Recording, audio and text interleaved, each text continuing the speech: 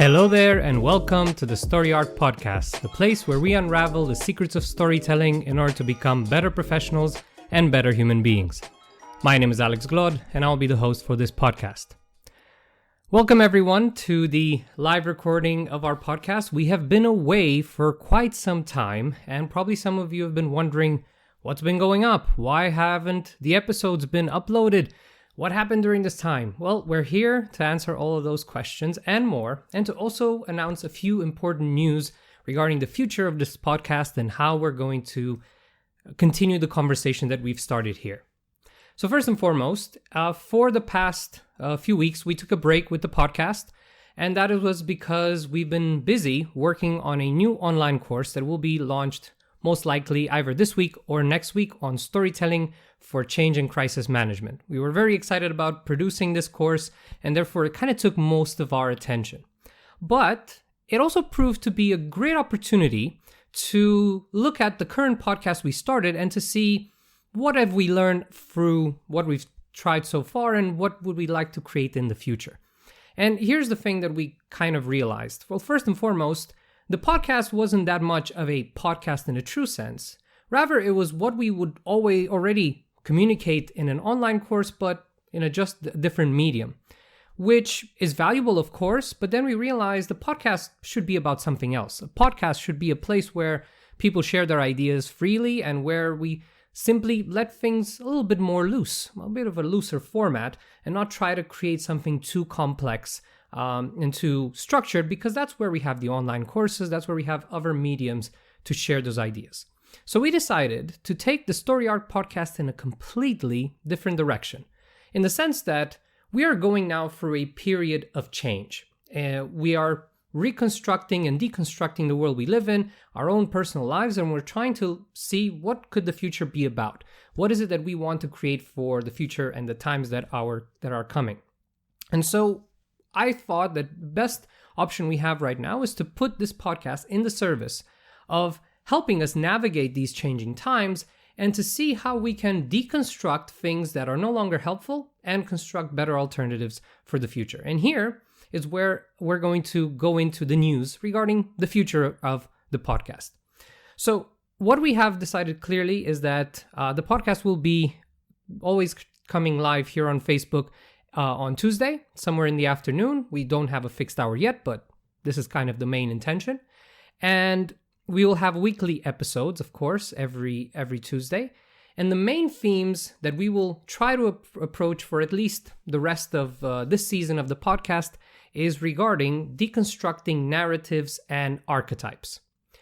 And you might be wondering, what am I talking about when I think of narratives and archetypes, and why are they important? Well, luckily, this is what we aim to do in this week's episode, to understand what is it that we mean when we talk about narratives and archetypes, why are they important, and why we want to deconstruct them in this podcast and in the future episodes to come.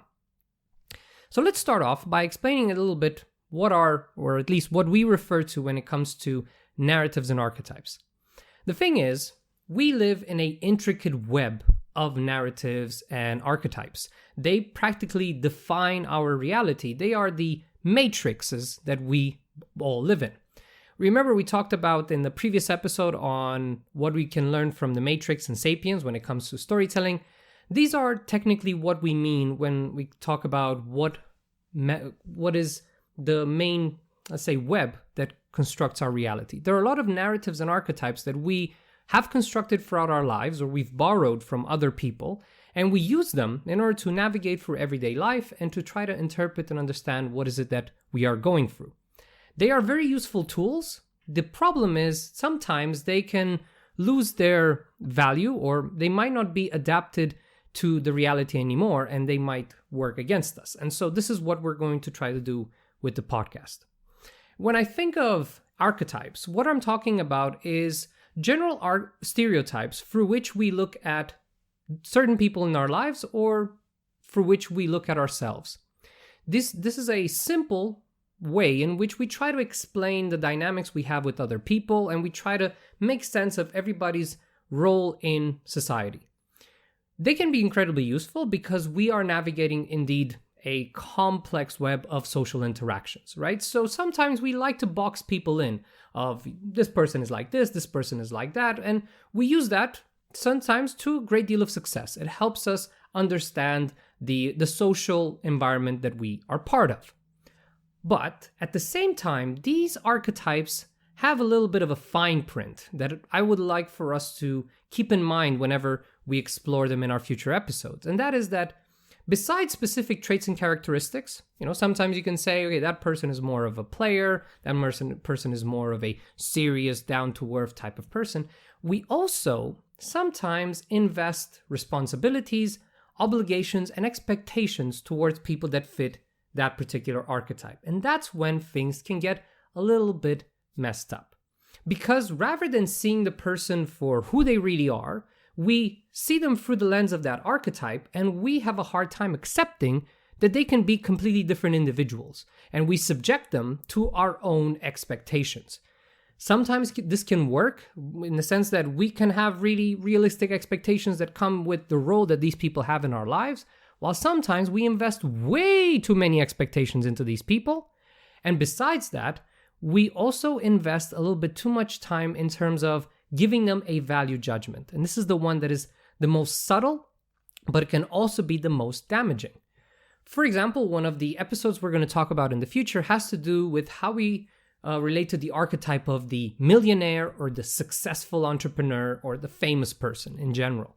And sometimes what we do that is very subtle is that we create a value judgment regarding that person's success, and therefore we put that person on a pedestal. Now, of course, we should be appreciative of people's success and what they do, but sometimes we also have to be critical around the fact that just because they are successful in a certain degree, that doesn't mean that they are more valuable than other individuals. And that can create a sense of separation between that person and ourselves, and we can either feel inferior because we are not at the same level, or it just can create a space for other unhealthy narratives to develop. Therefore saying that, well, we need to respect these people's views because they are more successful, while opinions of random people, regular people, are not as important. And so in these archetypes, like I've said, they have a very simple function. They help us navigate this complex social world that we inhabit. But at the same time, because of this fine print, it can be used in a way to manipulate us, to look at the world in a very unhealthy way, or to create gaps between us and other people with whom we could have a very simple interaction, or with whom we might have a great deal in common. Of course, when we're talking about archetypes, we're not just referring to things about social status. There are so many archetypes to unpack. And in the future episodes, that's what we're going to try to do. See how we can deconstruct each and every one of them and adapt them to the new reality. Because let's face it, we have a very limited understanding of people's lives, of the ones we have in our social circle. And especially when it comes to understanding how we navigate these times of change, of crisis, and reformation, so to say, of our society and of our lives, it's important to understand where are our blind spots. Where is it that we lack a certain level of understanding of what is the other person experiencing, and what is it that we can expect from other people in moments like these. The other thing that we're going to unpack a great deal are narratives. And when I speak of narratives, I think of preconceived notions about how certain events took place in the past, how certain events are taking place in the present, and how we believe they will take place in the future.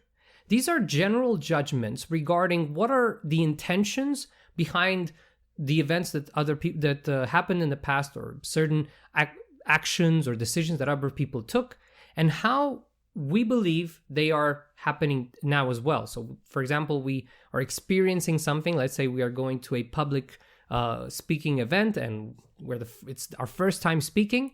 And rather than looking at this event as an opportunity to say, look, this is a great opportunity for me to express my public speaking skills and to try out something new, we rather look at it from the perspective of, oh my God, these people are going to hate me. They're going to criticize me. I'm going to be humiliated. This is going to be awful, right? So that's a narrative right there. It's a narrative that goes in our head that completely blurs our perception and experience of reality, of the past, as well as of the future. sometimes we can look at events that are happening and we can look at the news and then imagine horrible outcomes for the future. And then we become completely lost, overwhelmed, and we feel disconnected or disempowered. Or we can look at events in our past and somehow cast blames on other people for those experiences. And instead of taking responsibility for what happened, we use the same narrative to explain what is going on today and what will go on in the future. And this is why these narratives also have to be kept a little bit in check. Sometimes we can be living in our own self-made illusion.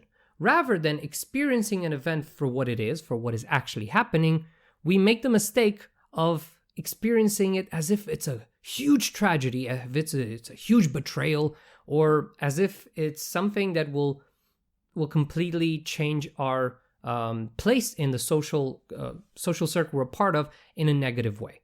And that's why I believe we should be very careful about the narratives and archetypes we construct, because they can harm us more than anything. It harms our possibilities and our understanding of who we are and of other people. And that can keep us away from the opportunity of building very meaningful relationships that we can later leverage to become better professionals, better human beings, as well as better citizens, participants in this collective our act of creation of the society that we want to live in. And the narrative sometimes can simply stop us in our tracks from seeing the potential of what we can do. And rather than looking at the world with not necessarily skepticism, but with pessimism and with the idea that everybody's out to get you, when you live in that mindset, you don't really have the space to create. You don't feel the need to contribute to society. Rather, you feel like you want to isolate yourself from it. And so, as we deconstruct all of these narratives and all these archetypes, we will, unfortunately, or I would say fortunately, go into subjects that might seem that they require a certain trigger warning. And that is, we're going to talk sometimes about politics, we're sometimes going to talk about sexuality, we're sometimes going to talk about divinity and things about religion and spirituality. And sometimes some people or some of the people listening might think to themselves, oh boy, you're going to get into some controversial topics and some people might get offended. You should put a trigger warning for each episode. And here, this is an expectation that I believe is important that we announce it now. These conversations are not going to be easy, and we are also taking a little bit of a freedom with the format of this podcast to express ideas and stories that don't usually, go to the limelight, and that sometimes we tend to avoid due to the fact that they feel uncomfortable. And I say, let's engage in these uncomfortable conversations, because the point is not necessarily to always look for spaces where we are always validated, where we are never challenged. I say, let's create spaces of challenge. Let's create spaces where we can explore new ideas. But we will do it also respectfully, in a way that we do not vilify other people. We do not necessarily imply that the people that are believing certain archetypes or certain narratives are bad, or whether the people that engage in promoting such things are bad. We're just trying to create a space to deconstruct such narratives and archetypes.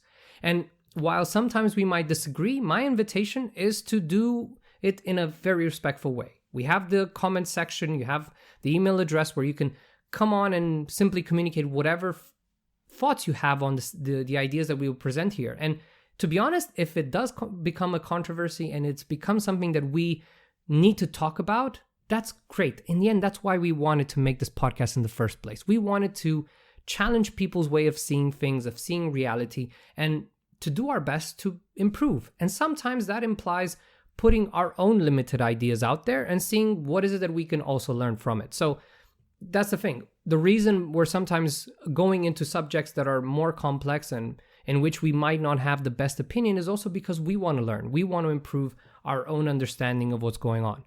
Throughout the podcast, there will be, we might have some special guests that will give their own take on certain subjects, or there will be a bit of a back and forth or a debate format.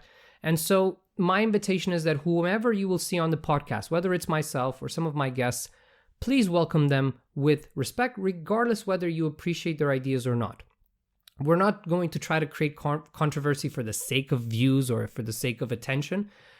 If we go there, it's because we believe deeply about something, and maybe it's something that we need to look at differently. And we need to challenge that point of view and do our best to create an alternative. And so my invitation is, if you want to keep on participating in this conversation and in this podcast, do keep in mind that this is what we will focus on this year. We will focus on how we deconstruct narratives and archetypes that are no longer useful, or that rather than helping us tend to more create divide and to keep us in a place of either apathy, blame, or simply disengagement.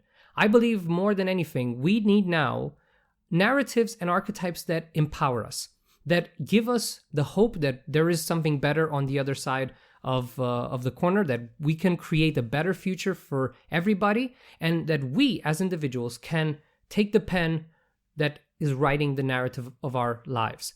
I hope that through these conversations we learn how to leave behind the narratives in which we consider ourselves a victim of our context and of the events that happen to us, and moving into the role of the protagonist as also the writer of our story. We might not choose how our story starts, but we definitely have a choice in how our story ends. And we hope that through these podcasts and these conversations that we're going to have for the next few weeks, we're going to help you and the people in your community empower themselves and empower their stories and create a better future for everyone involved. Thank you for joining in. It is a pleasure to have this format and to know that people find value in these ideas. I hope you're excited for the next episodes to come, and I hope that there will be more people tuning in as we explore these next few weeks. Until next week, when we're going to dive into our first deconstruction of a narrative and archetype, I wish you a great week, and I hope you are well, safe, and you're keeping your perspectives on the future optimistic, and that you find also ways to empower yourself and others around you. Thank you very much, and we'll see you next week in the next episode of our podcast.